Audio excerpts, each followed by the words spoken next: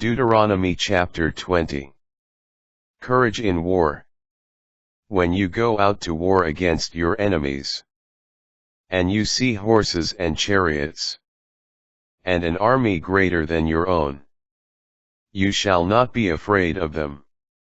For the Lord, your God, who brought you up from the land of Egypt, will be with you.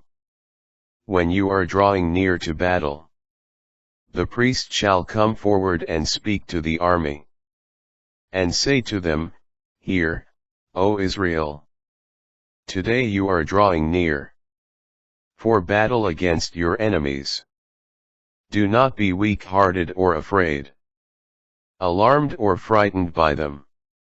For it is the Lord, your God, who goes with you to fight for you against your enemies and give you victory. Then the officials shall speak to the army. Is there anyone who has built a new house, and not yet dedicated it? Let him return home, lest he die in battle and another dedicate it. Is there anyone who has planted a vineyard, and not yet plucked its fruit?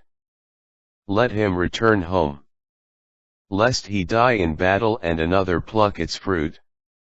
Is there anyone who has betrothed a woman, and not yet married her? Let him return home, lest he die in battle and another marry her. The officials shall continue to speak to the army. Is there anyone who is afraid and weak-hearted? Let him return home, or else he might make the hearts of his fellows melt as his does. When the officials have finished speaking to the army, military commanders shall be appointed over them. Cities of the enemy. When you draw near a city to attack it, offer it terms of peace. If it agrees to your terms of peace and lets you in, all the people to be found in it shall serve you in forced labor.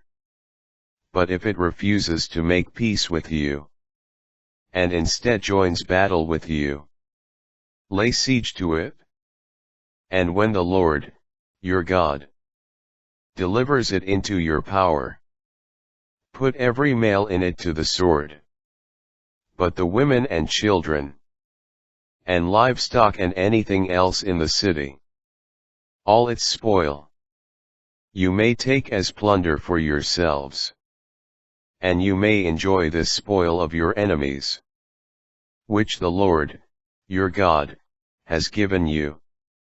That is how you shall deal with any city at a considerable distance from you, which does not belong to these nations here, but in the cities of these peoples, that the Lord, your God, is giving you as a heritage.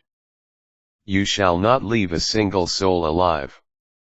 You must put them all under the ban: the Hittites, Amorites, Canaanites, Perizzites, Hivites, and Jebusites, just as the Lord, your God, has commanded you, so that they do not teach you to do all the abominations that they do for their gods, and you thus sin against the Lord, your God.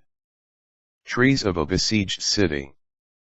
When you are at war with a city, and have to lay siege to it for a long time, before you capture it, you shall not destroy its trees by putting an axe to them.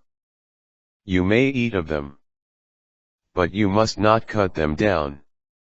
Are the trees of the field human beings, that they should be included in your siege? However, those trees which you know are not fruit trees you may destroy. You may cut them down to build siege works against the city that is waging war with you, until it falls.